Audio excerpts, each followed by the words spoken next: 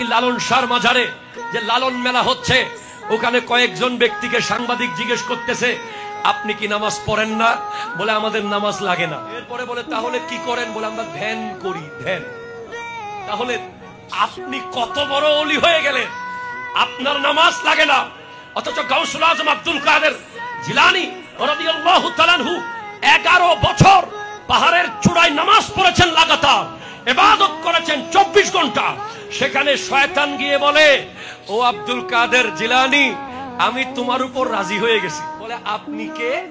বলে আমি তোমার খোদা। নাউজুবিল্লাহ, নাউজুবিল্লাহ।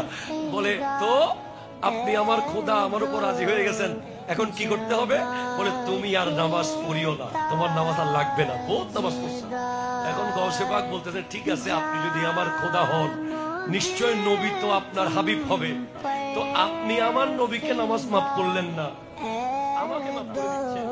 অথচ নবীজি রোগাক্রান্ত অবস্থায় কঠিন সময়ে যখন একেবারে ইন্তেকাল, দুনিয়া থেকে জাহিরি হায়াত থেকে পর্দা করার আগে 2 সাহাবার কাঁধে হাত দিয়ে আমার নবীর নুরানি কাপড় মোবারকের নিচের অংশ জমিনে লেগে লেগে যাচ্ছে, এরপরেও আমার নবী নামাজ বাদ দেন নাই।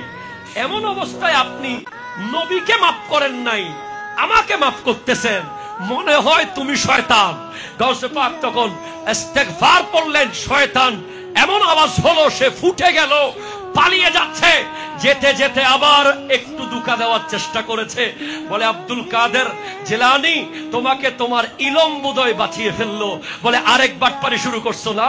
আমার ইলম আমাকে বাঁচায় নাই, আমার আল্লাহ আমাকে বাঁচিয়েছে।